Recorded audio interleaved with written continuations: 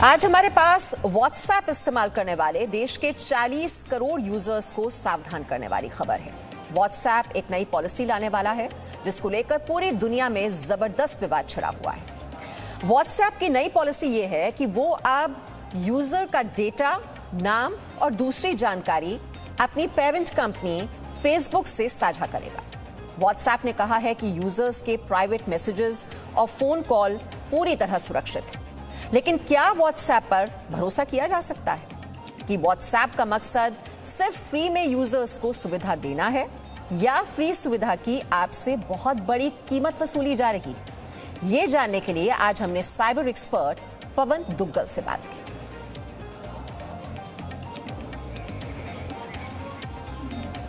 आपको बता दें, पवन दुग्गल ने जो हमें जानकारी दी है, जो कि साइबर एक्सपर्ट हैं, उन्होंने हमें बताया कि व्हाट्सएप से आपकी जिंदगी की हर वो जानकारी लीक हो सकती है जो आपके फोन में सुरक्षित है।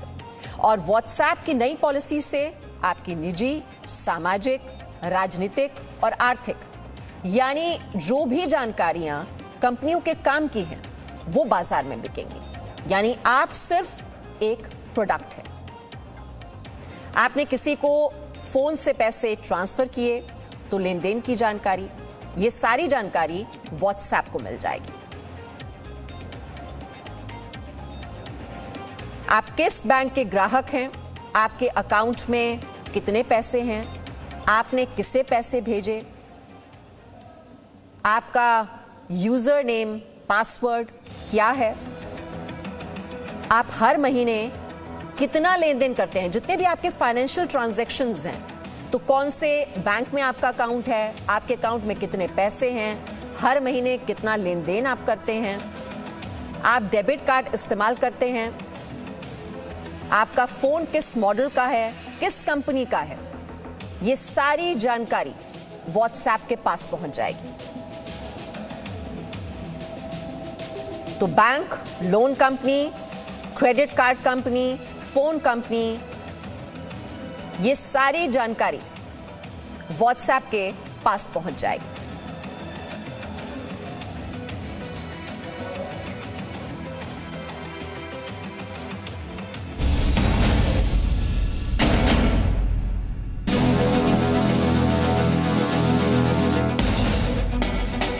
अगर आप परिवार, रिश्तेदार, दोस्त और नौकरी व्यापार में संपर्क बनाए रखने के लिए व्हाट्सएप इस्तेमाल करते हैं तो सावधान हो जाएं।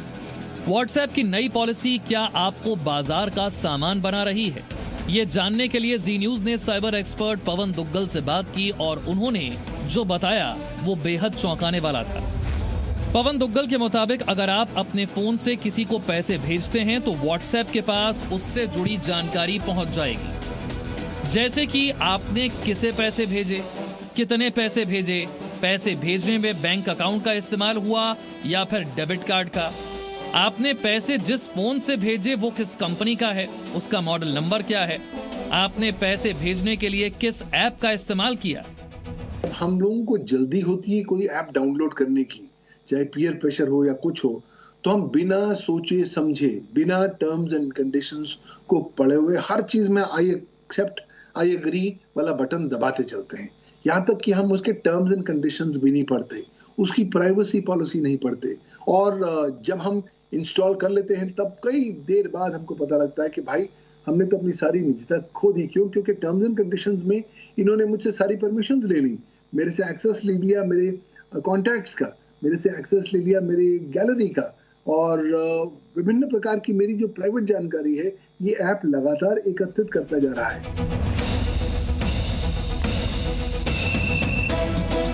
यानी आपका फोन ही आपकी निजी जानकारियों की डकैती का सबसे बड़ा हथियार है। अब समझिए कि व्हाट्सएप को आपकी निजी जानकारियां जुटाने से फायदा क्या होगा। व्हाट्सएप से ये सारा डेटा फेसबुक के पास जाएगा।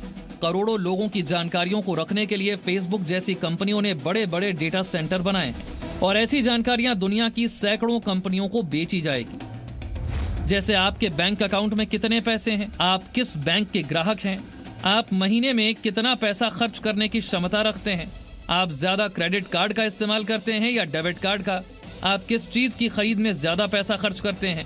ये जानकारियां उन कंपनियों को बेची जाएंगी जिनके लिए आप उनके बिजनेस को बढ़ाने का सामान बन सकते हैं। लेकिन कोई व्यक्ति जब आपके इस प्राइवेट स्पेस में अनावश्यक तरीके से घुसता है और आपकी जो निजता है उसका उल्लंघन करता है, सेंध डालता है, तो उसे हम प्राइवेसी ब्रीच बोलते हैं। ये प्राइवेसी ब्रीच न केवल आपकी पर्सनल तस्वीरें, आपकी पर्सनल वीडियोस को कॉपी करके बाहर प्रकाशित करना, बल्कि साथ ही साथ आपका जो महत्वपूर्ण फाइनेंशियल डेटा है, आपका क्रेडिट कार्ड डिटेल्स, आपके debit card details, internet banking details, अगर उसको भी कॉपी किया जाता है तो वो आपकी डेटा निजता का ब्रीच माना जाता है। हालांकि नई पॉलिसी के बाद व्हाट्सएप ने सफाई में कहा है कि कंपनी की नीति में नए बदलाव से आपके मैसेज की निजता या गोपनीयता पर असर नहीं होगा। लेकिन व्हाट्सएप ने साथ ही ये भी कहा है कि नए नियमों में बदलाव से बिजनेस अकाउंट पर प्रभाव होगा। व्हाट्सएप पर यूजर्स को बिजनेस के लिए इस्तेमाल करने के लिए जो आरोप लग रहे हैं, उस आरोप में व्हाट्सएप की पेरेंट कंपनी फेसबुक लंबे वक्त से फंसी हुई है और आपकी निजी जानकारियों का बाजार के लिए इस्तेमाल हर वो ऐप कर रहा है जिसे आप फ्री मानकर मोबाइल फोन में इंस्टॉल कर लेते हैं। ब्यूरो रिपोर्ट, जी मीडिया। और अब आपको ये भी जानना चाहिए कि आपकी जानकारियां बाजार में बेचने के आरोप सिर्फ व्हाट्सएप या फेसबुक पर नहीं है। आप जितने भी ऐप फोन में डाउनलोड करते हैं उनमें से ज्यादातर इंस्टॉल होने के लिए आपसे आपके निजी डेटा तक पहुंच के लिए मंजूरी मांगते हैं। और आपने क्या मंजूरी देने से पहले कभी ये सोचा कि वो आपकी phone book, message box, camera, gallery तक क्यों जाना चाहते हैं? क्या ऐप कैमरा स्टोरेज में जाने की मंजूरी मांगते हैं? क्यों? ताकि आपकी निजी तस्वीरों तक पहुंच सके। क्या ऐप आपके फोन बुक में पहुंच की मंजूरी लेते हैं? क्यों? ताकि आपके संपर्क के लोगों का फोन नंबर मिले। क्या ऐप आपकी फोन गैलरी तक पहुंच की मंजूरी लेते हैं? क्यों? सोचा कभी आपने? ताकि आपके जरूरी दस्तावेजों तक पहुंच आसान हो। क्या ऐप आपके मैसेज बॉक्स में पहुंच की मंजूरी लेते हैं? उसका जवाब, ताकि मैसेज बॉक्स में आपसे जुड़ी जानकारियां मिले। इसके जरिए ऐप आपके मोबाइल पर आए एसएमएस को भी पढ़ लेते हैं। जब भी आप गूगल पर कुछ सर्च करते हैं तो गूगल उस कीवर्ड को भी स्टोर कर लेता है। तो कुल मिलाकर आप अपने मोबाइल फोन के माध्यम से अपनी personal photos, videos, net banking के पासवर्ड और यहां तक कि अपने दोस्तों के फोन नंबर भी उस ऐप को दे देते हैं। अब सवाल यह भी है कि भारत में डेटा डकैती इतनी आसान क्यों है? हमने देश हित में कल ही आपको ये दिखाया था कि फोन में डिजिटल डकैती के जरिए कुछ लोन ऐप भारत में लोगों को भी लूट रहे हैं और उनकी जिंदगियां भी। ये लोन ऐप इंस्टॉल होते वक्त ही कैमरा, गैलरी, फोन बुक तक पहुंच की मंजूरी ले लेते हैं। फिर कर्जदार को लोन दिया जाता है। लोन पर 20 से 50% तक ब्याज वसूला जाता है और किश्त में देरी होने पर फोन बुक में मौजूद परिवार, रिश्तेदार और दोस्तों को फोन करके कर्जदार की बेइज्जती की जाती है। व्हाट्सएप ग्रुप बनाकर फोन में मौजूद कर्जदार की तस्वीर डाली जाती है और तस्वीर पर गालियां लिखी जाती हैं, अपशब्द लिखे जाते हैं।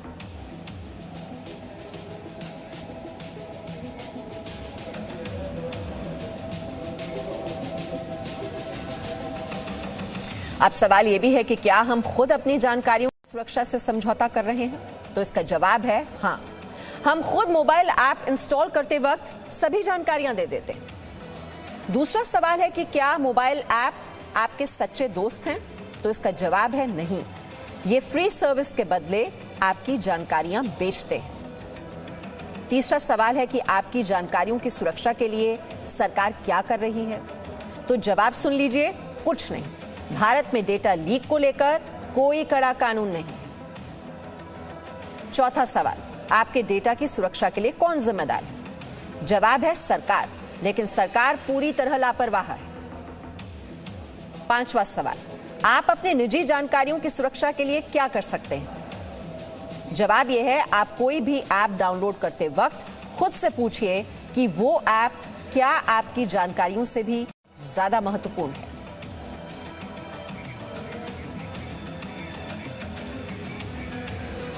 तो बहुत से ऐसे सवाल हैं व्हाट्सएप की पॉलिसी को लेकर और व्हाट्सएप की ओर से इस पर क्या सफाई दी गई है, ये भी आपको बताएंगे, लेकिन एक छोटे से ब्रेक के बाद।